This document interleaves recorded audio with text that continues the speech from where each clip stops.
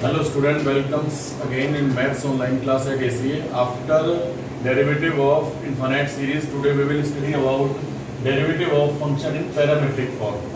आज अपन parametric form में जो फंक्शंस हैं उनके डेरिवेटिव को स्टडी करेंगे. पैरामेट्रिक फॉर्म है क्या, सबसे पहले तो इसको जानेंगे.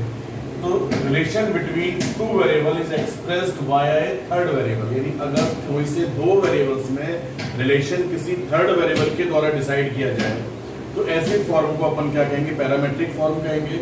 ये क्या, relation between two variables is expressed by A third variable, यानी अगर दो वेरिएबल में रिलेशन किसी तीसरे वेरिएबल के द्वारा डिसाइड किया जाए तो उस फॉर्म को अपन पैरामेट्रिक फॉर्म बोलेंगे. और जो थर्ड वेरिएबल है, third variable is called parameter. जो थर्ड वेरिएबल होगा वो पैरामीटर होगा. और जैसे x इक्वल्स टू ft है तो x is the function of t and y is equals to gt, तो y is the function of t. तो x और y ये दो वेरिएबल्स हैं. अगर मैं आपसे पूछूं इन दोनों वेरिएबल्स में क्या रिलेशन है तो आप क्या कहेंगे कि x और y दोनों ही t के फंक्शन है. तो x और y में रिलेशन क्या है कि x और y दोनों ही किसके फंक्शन है, t के फंक्शन है. तो x और y का जो रिलेशन है वो डिपेंड कर रहा है किस पर, इस थर्ड वेरिएबल t पर. तो यहाँ मैंने लिख रखा है x equals to ft and y is equals to gt is said to be parametric form. जबकि जो थर्ड वेरिएबल t है तो t as a parameter, t यहाँ पर क्या होगा, पैरामीटर होगा. ध्यान रखेंगे कि अगर दो वेरिएबल्स में रिलेशन किसी तीसरे वेरिएबल के द्वारा डिसाइड किया जाए तो उसको पैरामेट्रिक फॉर्म बोलेंगे. आपको याद होगा 11th क्लास में हमने जो कोनिक सेक्शन वाला चैप्टर था तो उसमें पैरामेट्रिक कोऑर्डिनेट बताए थे. Parametric coordinate of parabola, parametric coordinate of ellipse, circle and hyperbola, सभी के पैरामेट्रिक कोऑर्डिनेट थे. तो यहाँ पर जो पैरामेट्रिक फंक्शन है वो एक तरह से किसी पॉइंट का कोऑर्डिनेट है. जैसे मैं यहाँ पर कहूँ x equals to ft, x coordinate, y equals to gt, y coordinate. तो आप ऐसा भी बोल सकते हो कि p x, y is equals to ft, gt. एक बार उस टॉपिक को देख लेंगे 11th वाले चैप्टर टॉपिक में कोनिक सेक्शन में कि पैरामेट्रिक कोऑर्डिनेट क्या बताए थे. यहाँ पर भी आएंगे तो मैं वापस एक बार रिपीट करूंगा. तो x equals to ft, x coordinate, y equals to gt, y coordinate. तो आप इसको एक्सप्रेस कर सकते हो x equals to ft and y is equals to gt. Clear. जबकि t क्या है, यहाँ पर पैरामीटर है. तो x और y दो वेरिएबल्स हो गए, इनका रिलेशन तीसरे वेरिएबल द्वारा डिसाइड किया जा रहा है, इसलिए इस फॉर्म को पैरामेट्रिक फॉर्म बोलेंगे. इतना याद रखना है. अभी तो थर्ड वेरिएबल पैरामीटर है. अब क्वेश्चन वाला कहेगा कि if x equals to ft and y is equals to gt then find dy over dx. तो dy ओवर dx चाहिए आपको. क्लियर. तो सबसे पहले काम क्या करना है, x और y और एक पैरामीटर पता कर लेंगे. x इक्वल्स टू ft जो है तो x को डिफरेंशिएट करेंगे विद रेस्पेक्ट टू पैरामीटर. तो differentiate with respect to t. Okay. तो dx ओवर dt और ft का क्या आएगा बेटा, f डैश t. क्लियर. उसी तरह से ये dy ओवर dt और gt का क्या आएगा, g डैश t. t का नहीं करना है क्योंकि विद रेस्पेक्ट टू t कर रहा है. तो सबसे पहले याद रखेंगे जो x और y दो फंक्शन है इन दोनों को मिलाकर इसको पैरामेट्रिक फॉर्म बोला जाना है. तो सबसे पहले x और y दोनों को डिफरेंशिएट करेंगे with respect to third variable with respect to parameter. Clear. तो dx ओवर dt मिला, dy ओवर dt मिला. अपन को चाहिए क्या, dy अपॉन dx.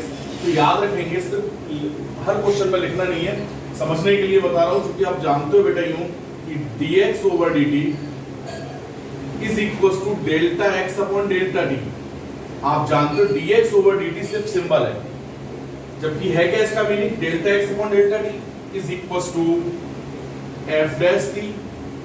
सेम उसी तरह से बेटा यहाँ पर dy ओवर dt का मीनिंग हो गया delta y upon delta t is equals to g dash t. Okay. First और इसको बोलेंगे सेकंड. अपन को dy अपॉन dx चाहिए तो dy ओवर dt को डिवाइड करेंगे dx अपॉन dt से. लिखेंगे now dy over dt upon dx over dt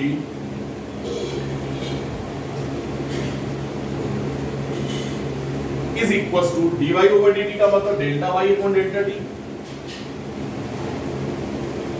और dx ओवर dt का मतलब delta x upon delta t. Clear. Delta t से डेल्टा t कैंसिल आउट होगा, यहाँ dt से dt कैंसिल नहीं होगा क्योंकि ये तो सिर्फ सिंबल है, लेकिन यहाँ डेल्टा t से डेल्टा t कैंसिल हुआ, क्या बचा अपने पास delta y upon delta x। Okay, और delta y upon delta x को अपन डिफाइन कर सकते हैं dy ओवर dx। कोई प्रॉब्लम यहाँ तक क्लियर? तो dy अपॉन dt को अपन डायरेक्ट डिवाइड करेंगे dx अपॉन dt से, तो आंसर क्या आएगा dy अपॉन dx। ये नहीं सोचेंगे कि dt से dt कैंसिल हो रहा है क्योंकि तो सिर्फ सिंबल है। ये dy अपॉन dx कैसे बन गया डिवीजन द्वारा, तो समझ सकते हो ना। अब इसकी वैल्यू पुट कर दीजिए, तो ये dy over dx is equals to dy over dt upon dx over dt। Value put करेंगे तो g dash t upon f dash t। अभी t का फंक्शन है तो सॉल्व होके सपोज मान लीजिए आ गया f t, dy over dx is equals to f t। कोई प्रॉब्लम? Capital f t। तो इस तरह से जो पैरामेट्रिक फॉर्म है, तो पहले x और y दोनों का जो भी पैरामीटर है उसके रेस्पेक्ट में डिफरेंशिएट करोगे उसे, और फिर dy ओवर dt को अगर t पैरामीटर है तो dx ओवर dt से डिवाइड करेंगे तो dy ओवर dx ऑटोमेटिक मिलना है। क्वेश्चन कैसे आएंगे यहाँ पर, जैसे फॉर एग्जांपल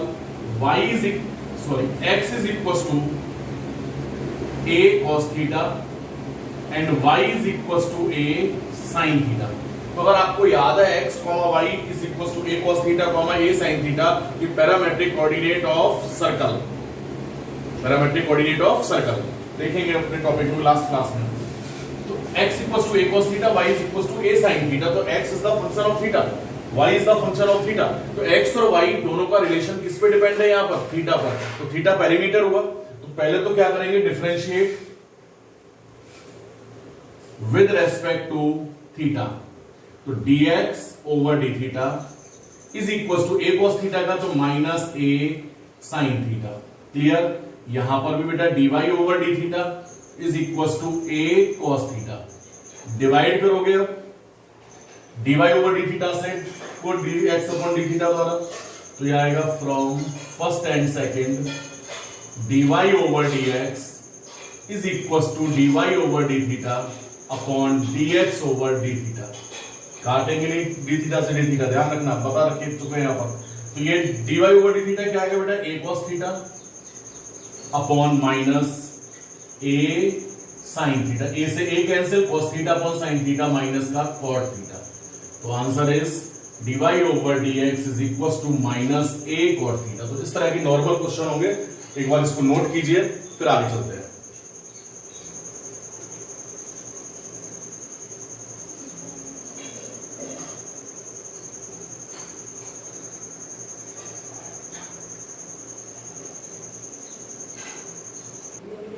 बेटा ये जो एग्जांपल है, एक है x equals to a bracket cos t plus log sin t by 2 and y is equals to a cos t। तो t पैरामीटर है, तो सबसे पहले क्या करेंगे dy ओवर dx के लिए कि with respect to t differentiate करोगे। तो सबसे पहले विद रेस्पेक्ट टू t जब डिफरेंशिएट करेंगे तो सबसे पहले differentiate with respect to t, तो dx over dt is equal to a को बाहर किया cos t का minus sin t plus log, ये फंक्शन ऑफ ए फंक्शन हो गया, पहले log x का फिर sin x का फिर t by 2 का। तो log x के अकॉर्डिंग 1 अपॉन x यानी 1 upon sin t by 2। Clear? sin t by 2 का क्या आ जाएगा cos t by 2 और t by 2 का 1 अपॉन 2। 1 अपॉन 2 को बाहर करेंगे। एक सेकंड बेटा, क्वेश्चन हाँ बेटा, तो क्वेश्चन में थोड़ा सा ही करेक्शन है कि यहाँ साइन नहीं tan t by 2 है। क्लियर? तो cos t का तो हो गया माइनस sin t और log tan t by 2 का हुआ 1 upon tan t by 2, tan t by 2 का sec स्क्वायर t by 2 और t by 2 का 1 अपॉन 2। अब इसको सिंपलेस्ट फॉर्म में लिखेंगे, तो a minus sin t plus sec को 1 upon cos square t by 2 और ये 2 sin t by 2 upon cos t by 2। Clear? a minus sine T plus ये एक पावर कैंसिल होगा और ये 1 अपॉन 2 साइन टी बाई 2 और ये कॉस टी बाई 2। क्लियर? ये 2 sine T by 2 cos T by 2 sine T हो गया, तो ये a minus sine T plus 1 upon sine T. Clear? LCM लेंगे बेटा साइन टी, तो ये 1 माइनस साइन स्क्वायर टी हुआ, और 1 माइनस साइन स्क्वायर टी का मतलब cos square T, A cos square T upon sine T. Okay, और y equals to A cos T को डिफरेंशिएट करेंगे, dy over dt is equals to minus A sine T. अब सिर्फ divide करना है, तो ये आ चुका होगा now dy over dx is equals to dy upon dt upon dx upon dt। Value put करेंगे तो dy अपॉन dt कितना है, माइनस का a साइन t, जबकि dx अपॉन dt क्या है, a cos square t upon sine T. तो sine T ऊपर आ चुका होगा बेटा, यूं a से a कैंसिल हुआ, क्लियर। तो sine T into sine T, sine square T upon cos square T मिलकर हो गया बेटा टेन स्क्वायर टी। ओके, अब अगर क्वेश्चन वाला कहता है कि if x equals to this and y is equals to this, then find dy over dx at t is equals to pi by 4, अगर ऐसा बोल दिया जाए कि then find dy over dx at t is equals to pi by 4, तो last में जब dy over dx आ जाए तो उस समय t की वैल्यू पुट करेंगे कि now dy over dx at t equals to pi by 4 is equals to 10 square t, यानी पाई बाई 4, 10 पाई बाई 4 1 और 1 का स्क्वायर भी 1। तो याद रखेंगे अगर किसी पर्टिकुलर वैल्यू पर डेरिवेटिव पूछ रहा हो तो सबसे पहले तो derivative with respect to x find करोगे, उसके बाद जो भी पैरामीटर है उसकी वैल्यू पुट करेंगे। नेक्स्ट क्वेश्चन है कि इफ x की पावर 4 प्लस y की power 4 is equal to t square plus 1 upon t square and x square plus y square is equal to t minus 1 upon t, then prove that x cube y dy over dx plus 1 is equal to 0। तो इस type के दो question आपके book में दे रखे हैं। तो सबसे पहले क्या करना है, ये फर्स्ट एक्सरसाइज है, फर्स्ट इक्वेशन एंड ये सेकंड इक्वेशन। तो सेकंड को स्क्वायरिंग करेंगे बोथ साइड, लिखेंगे x square plus given that y square is equal to t minus 1 upon t, squaring both side, तो x square plus y square का whole square is equal to t minus 1 upon t square, whole square open करोगे तो x4 plus y4 plus 2x square y square t square plus 1 upon t square minus 2t into 1 upon t। जानते होंगे from first this is equal to this, तो ये cancel out हो चुका होगा और अपने पास आंसर आएगा 2x square y square is equal to minus 280 से t कैंसिल, 2 से 2 कैंसिल, तो x square y square is equal to minus 1। इसको थर्ड बोलेंगे, क्लियर। तो x square y square is equal to minus 1, third equation बोलेंगे और यहां लिख देंगे बेटा फ्रॉम फर्स्ट। यहां आने के बाद डिफरेंशिएट करोगे विद रेस्पेक्ट टू x, तो प्रोडक्ट रूल अप्लाई करेंगे, x स्क्वायर y स्क्वायर का 2y और y का dy over dx plus y square और x स्क्वायर का 2x और ये 0, 2 कॉमन लेके हटा चुके होंगे, अपने पास आंसर बचेगा x square y dy over dx plus y square x is equal to 0। Okay, answer में चाहिए अपन को x क्यूब y, यहां जो dy into dy over dx यानी dy ओवर dx का जो कोएफिशिएंट है वो x क्यूब y है, जबकि अपन के अपने पास क्या है x स्क्वायर y, तो x से मल्टीप्लाई करेंगे, ऑन मल्टीप्लाइंग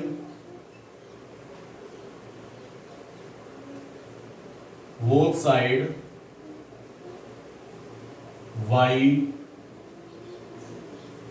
x, तो ये आ चुका होगा बेटा x cube y dy over dx plus x square y square is equal to 0।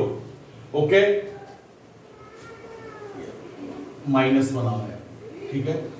From equation third this is equal to minus 1, तो यहां वैल्यू पुट करेंगे, तो ये x क्यूब यहां देख लेंगे बेटा, x cube y dy over dx minus 1 is equal to 0। From third x square y square is equal to minus 1, तो लिखेंगे फ्रॉम इक्वेशन थर्ड। ओके, तो जो बुक में दो क्वेश्चन दे रखे हैं उनको सॉल्व करेंगे और एक्सरसाइज में जो पैरामीट्रिक फंक्शन की एक्सरसाइज है कंप्लीट सॉल्व करेंगे। एक या दो डाउट्स होगा उसके बाद पूछेंगे भी।